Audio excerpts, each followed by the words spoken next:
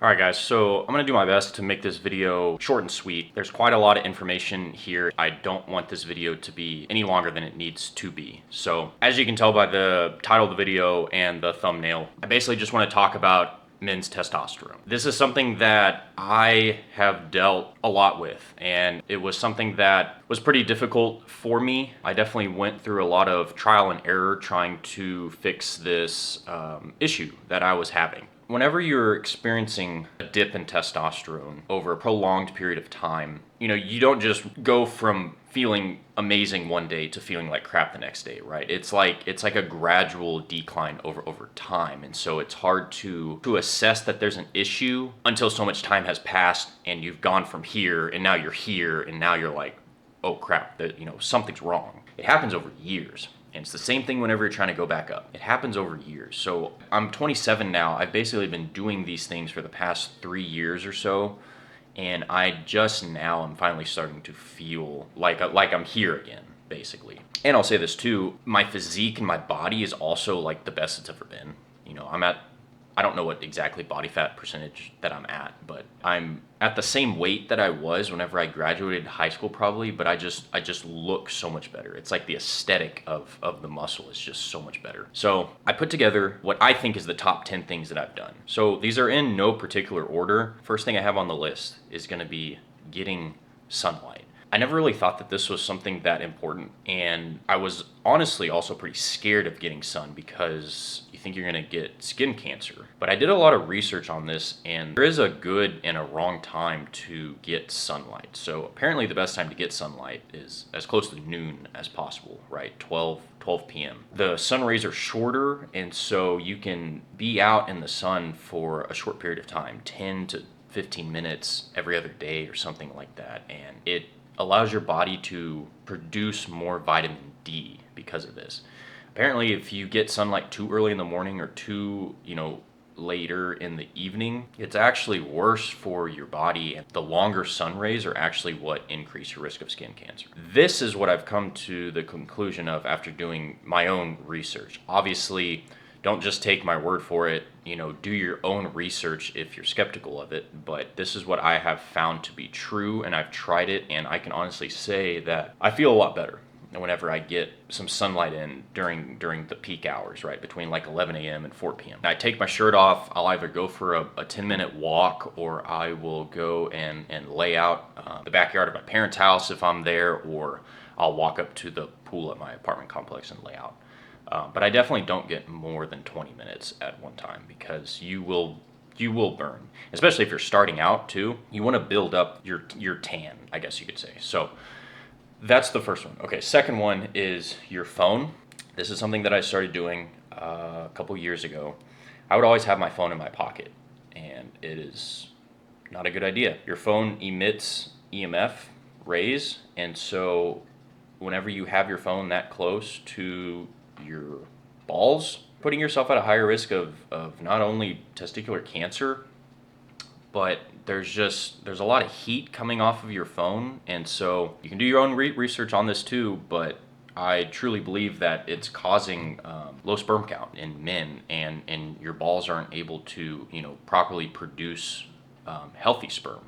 That's another thing. Not only low sperm count, but if you have good sperm count, they could be deformed sperm. So whatever you got to do to keep your phone out of your pocket, do it. I have a good case and screen protector on my phone, and so I just carry it in my hands. I also have a backpack, so I'll put my phone in my backpack whenever I go places. It makes it easy, right? And when I'm at the gym, I have my backpack. I'll either have my phone in my backpack, or like if I'm going with my brother, he has his backpack. He'll just throw it on the floor, and we have our phones sitting on the backpack. We just grab them if we need to text someone or change the song you're listening to. Whatever you got to do to make it as easy as possible on yourself. So, all right, third thing. This one's super important, and I'm sure a lot of you are already aware of this one, but when it comes to plastics, you want to avoid them at all costs. There's so many studies now that are showing microplastics are ending up in men's ball sacks. I was like reading about this, and it like at first it seems like weird and funny, but like it's pretty serious, honestly.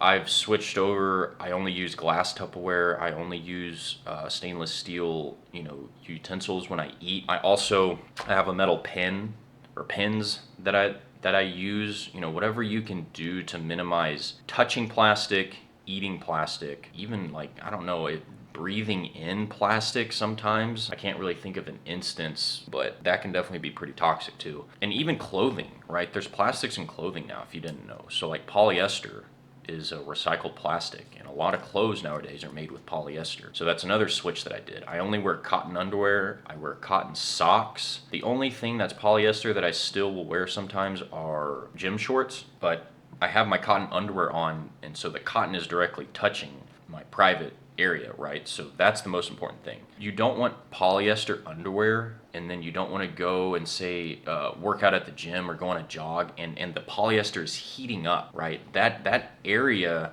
your balls should stay cool, but they should also not be touching anything that's synthetic and plastic and polyester. It's just those fibers are gonna leach into your skin, and it's gonna cause a disaster for yourself in the future. So stay away from that. Also, water bottles. Stop drinking out of plastic water bottles. It's not a good idea. Get a metal water bottle or a glass one, whatever you gotta do. All right, so number 4, speaking about your private area, something that I also started doing recently is letting my balls air out. So I have a robe that I bought, 100% cotton. After I take a shower, I put that on, and I just wear the robe the rest of the night. Private area, whenever you allow it to kind of air out and not be so heated up, your balls just feel better. I don't know how to explain it. You got to try it for yourself. If you don't have a robe, you don't need a robe. I mean, you can obviously just like wear your towel after you get out the shower. Just keep the towel on. Definitely try not to cross your legs when you sit. If you want to even take it to the next level, you could get an ice pack and put it on your balls at night for 10 to 20 minutes. Just really try and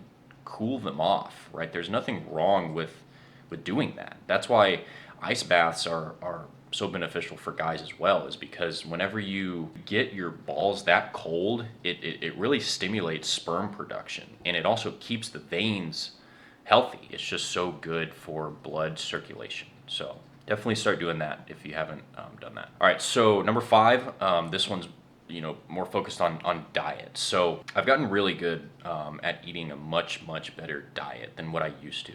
I hardly ever eat fast food. I mean, I really only eat it if I have to. You really want to focus on high quality protein and healthy fats. So saturated fats like butter, ghee, things like that. I mean, it's not unhealthy despite what the narrative is nowadays. So if you can, grass-fed butter, grass-fed beef. Pumpkin seeds are a really good omega-3 fatty food, and they also have protein. So pumpkin seeds are something that I like to eat as well. And zinc, they're high in zinc too. I started to eat raw cheese instead of like normal store-bought cheese, and I think that's made a huge difference too, because there's a lot more vitamins and minerals in raw cheese. I've also got my hands on raw milk, so I go to a farmer's market and I get raw milk now. I still eat yogurt. I can't really find raw yogurt, but I just make sure to get whole yogurt, and it also comes in a glass jar. So, and then eggs, I eat, at least 3 eggs a day. Sometimes I'll do like 4 to 5 eggs a day. Okay, number 6, you want to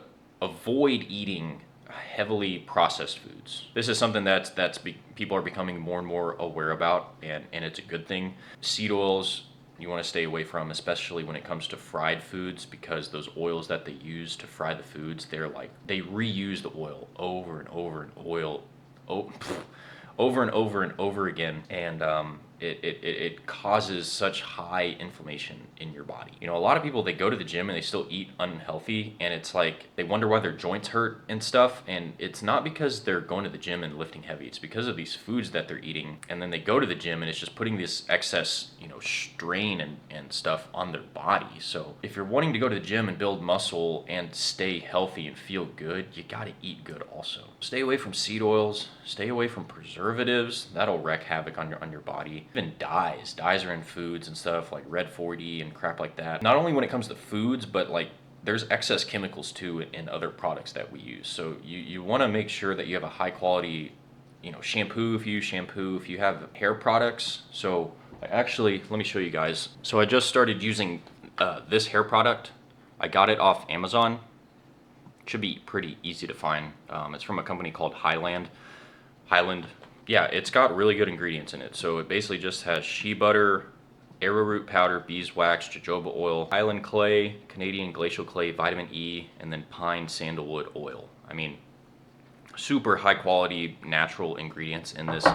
But yeah, whenever you're putting even all those chemicals onto your body, it's still being absorbed into your skin and getting inside of your body. So anything that you put on you is getting in you. That's always the way that I kind of like to see it. So even deodorants, toothpaste, right? Sunscreen, even toothbrushes. So this kind of goes back to microplastics, but I use a bamboo and boar's hair toothbrush because whenever you brush your teeth with a normal toothbrush, I mean, it's just little particles of plastic. I mean, they're just rubbing off in your mouth, and then you might swallow some, and you're just intaking microplastics, you know, into your body. So, all right, number 7, good quality sleep. This is super important. Testosterone is made when you sleep. You really want to make sure that you're not only getting 8 hours of sleep, but that you're getting a good high quality sleep as well. So you want to make sure that when you fall asleep, you're getting that good deep sleep and you're staying asleep. And when you wake up too, if you can have some way to get sunlight in, that way your body kind of naturally, slowly wakes up. A lot of the times if you have an alarm set and it kind of scares you or whatever, you weren't ready for it and you just like instantly get up, it always puts a lot of high stress onto your body. So I like to keep my blinds open, and then I have a sleep mask that I wear, so that way it's completely black on my, you know, to my eyes whenever I go to sleep. But in the morning when that sunlight starts coming in, it like allows me to slowly wake up, and you'll feel so much better throughout the day. Another good tip is try and stay away from eating sugar before you go to bed, because that will cause low quality sleep. It'll disrupt your sleep, and when you wake up, you will feel pretty groggy. Also, alcohol. I mean, whatever you got to do to cut out alcohol from your life, that'll have so many benefits for you. If you're someone like me who doesn't like to go to sleep on a completely empty stomach, right? You don't want to go to sleep feeling too hungry. I like to drink a protein shake like an hour or so before bed, and I'll be sure to add, you know, some fat with it as well. So like fat is probably the most important thing to eat before sleep, or at least make it be the last thing you eat before sleep, because testosterone is made when you sleep, and if you're eating enough fats are going to be the main thing that help you produce testosterone. And I also take a zinc supplement before I go to sleep, because I think zinc is the most important thing for testosterone. All right, number 8, when it comes to caffeine and coffee, I used to do intermittent fasting, and I used to immediately, you know, wake up and just start drinking coffee. And there's a lot of reasons why this is a problem. So the first reason is that whenever you drink caffeine first thing in the morning, your cortisol is just gonna go crazy high. When you wake up in the morning, your cortisol is already at its highest, and it starts coming down throughout the morning. So like it's at its peak after you first wake up, and then after about an hour to an hour and a half, it's down back to normal. So you want to wait about an hour and a half after waking up to drink caffeine. Another thing I started doing that really helped is stop drinking coffee on an empty stomach. So like I said, I would just wake up, I would instantly start drinking black coffee, and I would drink black coffee till about 2 p.m. or whatever, and then I would eat food. And this wreaked havoc on my gut. Everybody's a little bit different, but I can say that this wasn't something that just instantly caused me to have gut issues. When I first started doing it, it was perfectly fine.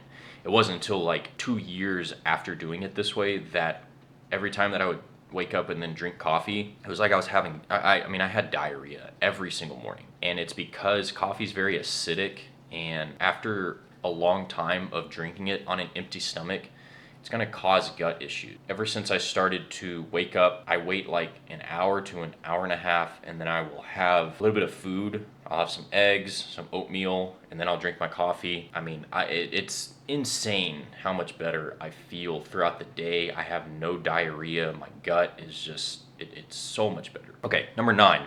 This one's really, really important.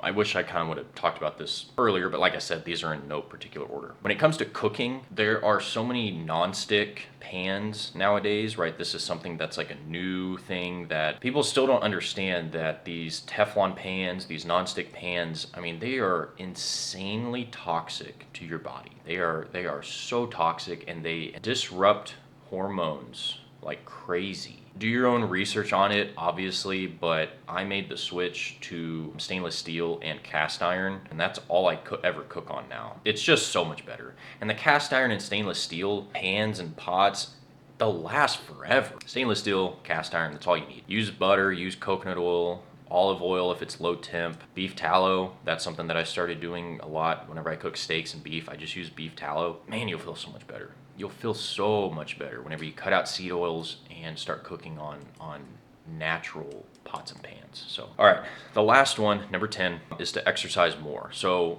this one I actually did put at the end for a reason, and it's because exercise alone is only gonna do so much for you. And if you're doing all the other things wrong, right, you're eating fast food and you're cooking on nonstick pans and you're wearing polyester, and then you go to work out, it might actually do more damage to your body, right? If you're wearing polyester underwear and then you're going to exercise, I mean, it's just heating up your balls, and then after your workout you go and get Chick-fil-A or something, McDonald's, and it's just causing inflammation throughout your body. All these points that I made, definitely do your own research on it. I understand some of these things do cost money, right? Like buying stainless steel and cast iron stuff, different clothing and hygiene products and stuff like that. When I first started trying to raise testosterone, I just did the things that were free of access and were easier for me to do. Just focus on those for now, and if you can afford to throw out certain things and buy other stuff, then do it. You know, do it all at the same time if you can. There's no reason to sit there and try and nitpick certain things, especially if you're not doing all these things. So anyways, guys, that's gonna do it for this video. Hopefully this was very informational for you. I know that it was a pretty long video. I will try and do my best to cut down the time on these types of videos. Yeah, I thank you guys for being here, and hopefully that if you're going through issues with health, understand that you can make a change, and understand that it's not going to get better instantly tomorrow either, right? You slowly got here, and so you're slowly gonna have to get back up. But you can do it. I did it. And obviously if there's things that are out of your control, don't worry about it. Focus on what you can control, and you'll be far healthier. You'll feel so much better, and you'll be so much happier that you went about it that way. Thank you guys for watching. I guess I'll catch y'all in the next video.